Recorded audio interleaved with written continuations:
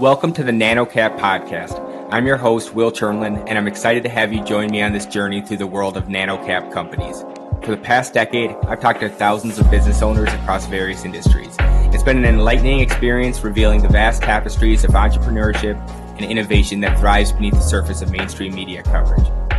Each week, I will interview different leaders of NanoCap publicly traded companies to learn about their history, what they do now, and their future. As a reminder, none of this information is financial advice, and it is all for entertainment purposes only. Let's start this week's episode. Hi, everyone.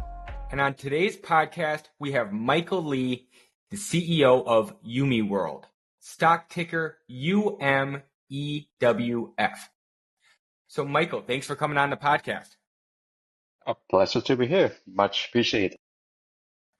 So, could you tell me a bit more about kind of your history in business before you got into the quote-unquote oil business? Yeah, absolutely. We started as a drug delivery technology company in 1997. We took a product from concepts to phase two, and then we out-licensed it to a well-known company in Mexico. This pain relief product is still doing really well in Mexico as we speak. And in 2012, we changed our focus to online education with a focus on China's K-12 market. We partnered with some very influential local partners, such as China Mobile, the world's largest telecom company. We grew our user base from 0 to 15 million in 5 years. But unfortunately, the K-12 education business in China is no longer viable or legal due to government policy. So we had to transform again and leveraging on our partners' research strength in enzymatic research. Our current focus is on cooking oil and biofuel. So how did you go from being like an education platform to oil? Was this just from you looking around for different product opportunities? Were you going to different business conferences and looking for different businesses for sale? Or how did the idea come up for turning into like an oil company? Well, because of our background in pharmaceutical business, and obviously, other than doing pharmaceutical, we were also doing nutraceuticals. So it's what we call the wellness market. So we believe the wellness market presents an opportunity for us. So we kind of go back to basics, go back to what we do best. So that's why we focus on this DAGola oil. It's actually called DAGola oil. It's for weight loss. Mm-hmm. Yeah, I should clarify. I keep saying the oil business. This is not oil you pump out of the ground. This is cooking oil that's healthy for you to eat. So it's very, very, very different. Right. So right. Where did the idea of DAGola oil come from? Was it something that you all invented? Did you find an old patent? Is it something that you thought that there was a need in the market for healthier oil? Or how did the idea of DAGola oil come from? Well, first of all, like DAGola, it's our brand name, and it stands for obviously DAG. It's diacrylglycerol. This is a chemical name, so it's diacrylglycerol oil with low acidity. That's the name DAGola came from, or we call it like DAG oil. So DAG was actually developed by KAO, a Fortune 500 Japanese company, in 2000. And KAO and ADM, which is a very big American company, Archer Daniels Midland, they formed a JV in early 2000 and introduced DAG oil to the US market. But DAG oil was pulled from the market voluntarily a year later. The issue was the manufacturing process of DAG oil using some undesirable chemicals. For our DAG oil, we use an patented enzymatic progress, which is totally natural. So what's the basis of the oil? What's the main input that creates the oil? Well, this could be a little bit background about vegetable oil. The 99% of vegetable oil are actually, we call it like triglyceride, which is the bad guy, we all know. And there's 1% inside this or in any vegetable oil, it's the DAG, diacylglycerol. This is the good guy. Now, the difference between DAG or triglyceride is that triglyceride actually get accumulated in the blood vessel, which is not good, as we know. Then it causes like all kinds of problems. Generally, we call it metabolic syndrome, whereby DAG, diacylglycerol, the good guy, it actually get burned off by the liver as soon as you after consumption. So that's where we did not actually invent or do anything. What we do using our patented enzymatic process, we increase the concentrations of DAG, the good guy, from as little as 1% to as high as 80%, and thereby we reduce the concentrations of TAG triglycerides. So that's how we do it. When you change the formula for the oil, does it change the consistency of the oil, or does it have a different smoke point now, or what's the main difference, or does it taste exactly the same to the end consumer, but it's just healthier? You're exactly right. Basically, there's no changes in the oil itself. What we did just increase reverse the ratio of TAG and DAG from 99% to 1% to 20% to 80%. So we just play around with the ratio using our patented enzymatic process.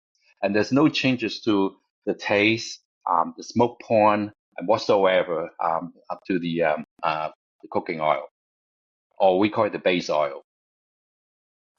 And then I was reading online that you had a joint venture with a state-owned oil and gas company that basically you're going to build the world's first oil refinery. What was I reading about there with your joint venture with a state-owned oil company?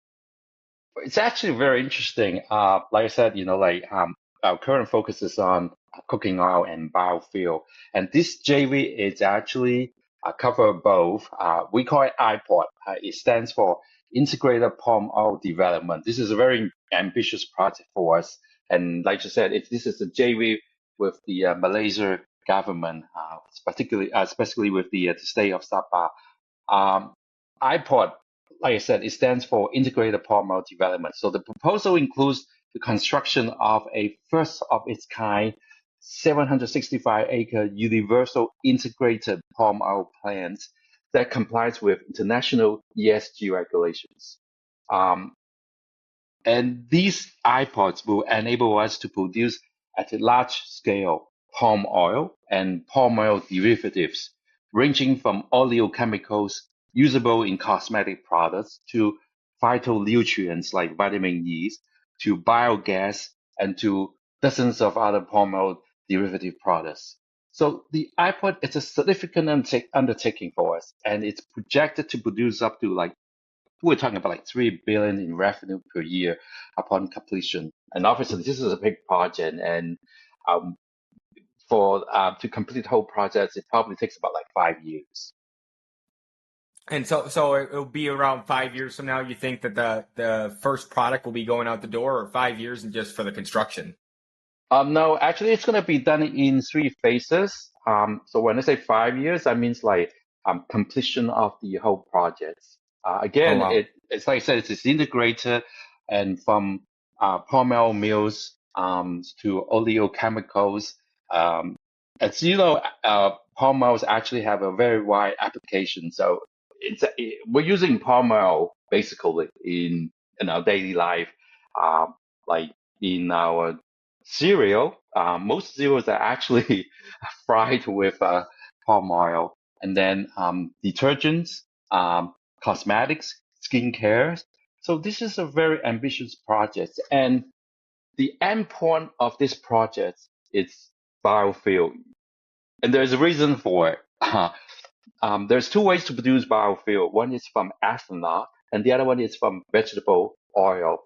And palm oil is the cheapest vegetable oil. And what we use is we use we're not using exactly just palm oil, but we also use the waste generated from a palm oil mill while after they produce the palm oil. So so we're using palm oil and palm oil waste to make biofuel, and that's part of this iPod. And this is why this is such an interesting project for us. Yeah, it sounds like with this iPod that yeah, you grow the palm oil right there next to the factory, you harvest it, and then it can be turned into 1,000 different products. Is there a plan to, if this goes well, to open 5 more iPods throughout Malaysia, or what's the next step? 'Cause this sounds amazing.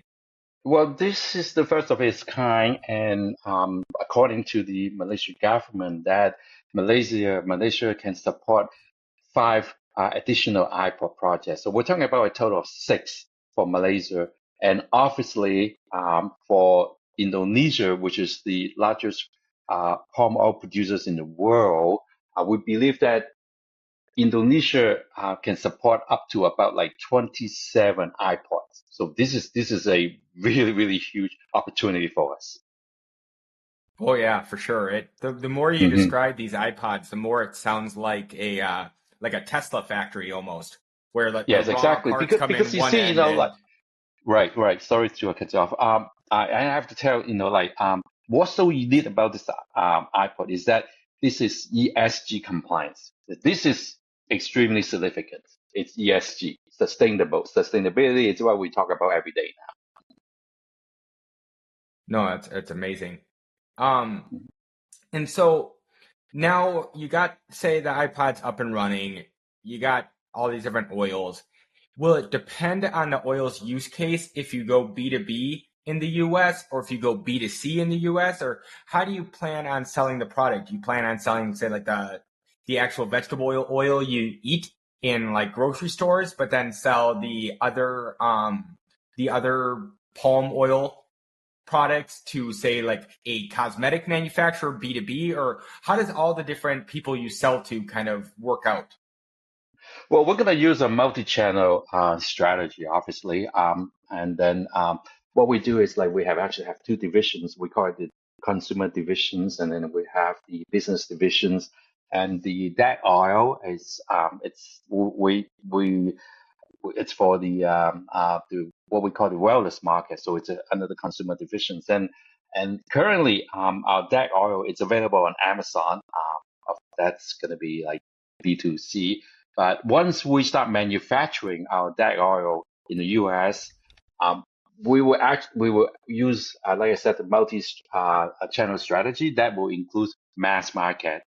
So yeah, grocery stores, supermarkets, you name it. And then for the palm oil, we're not gonna probably use the palm oil for the consumer market. We'll probably, just like you said, we'll sell it to using a B2B model, and then our B business partner will then commercialize whatever they want to use it for, skincare, cereal, you name it. Mm.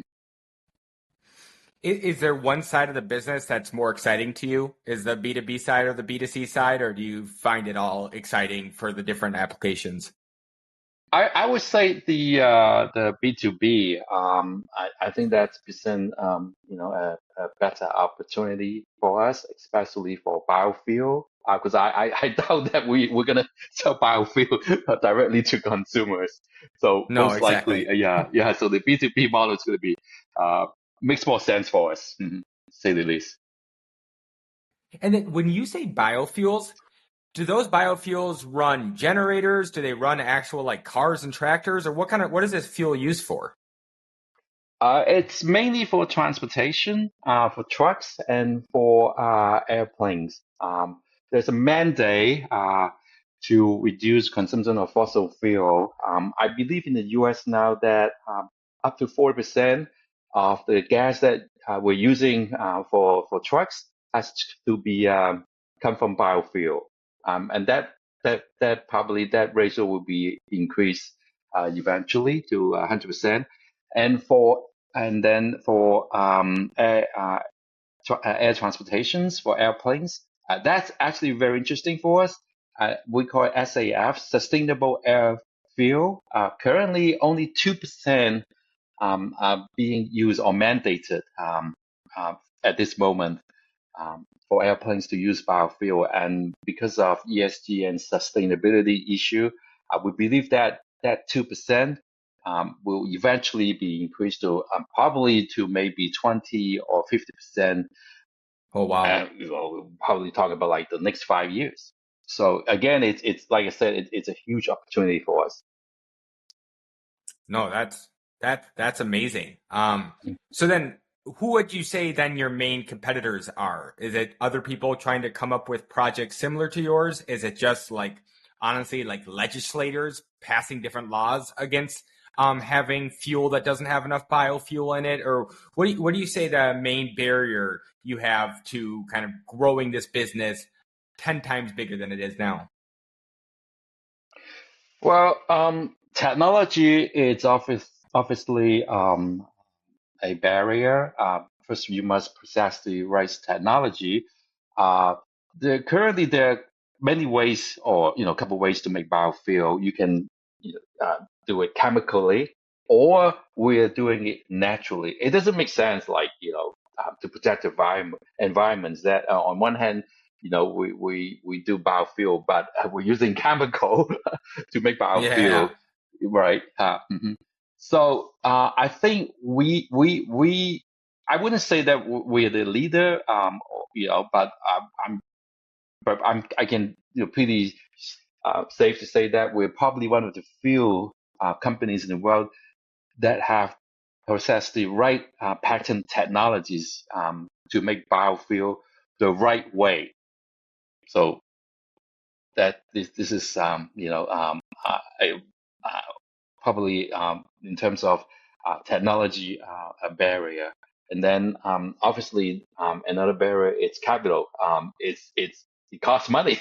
It's not cheap, so it's not for a small company to do a biofuel plant. So and there's the capital issue there as well. Another No, challenge. there's a reason why you teamed up with a nation state to get it started. Yeah, exactly. Yes, with the backing from the Malaysian government, and obviously that increases our credibility when we go and No, talk to investors and raise money. Mhm, no, amazing, amazing. Well, that's mhm. about all I have for you today. Again, this is Michael Lee, the CEO of UMeWorld, stock ticker UMEWF. Thank you so much for coming on the podcast. If people would love to learn more about DAGola Oil and all the different things you're doing with your different iPods, where can they find out more information about you? Well, the best place is to learn more about us is actually go to our corporate websites at www.umeworld.com. There you can find all kinds of information about the company and about the DAG oil. Awesome. Sounds good. And thanks again for coming on the podcast. And if you are still listening, please remember to review and subscribe. And we'll see you all soon. Okay, thank you, Will. Have a good day. This podcast is for informational purposes only and does not provide financial, legal, or any other advice. The information is not investment advice or any offer to buy or sell any securities or to make any investment. The views expressed by the guests are their own, and any reference to third-party products, services, or information does not constitute an endorsement therefor by NanoCap Podcast or its affiliates. The NanoCap Podcast Express disclaims all liability for any individual's use of the information presented in this podcast.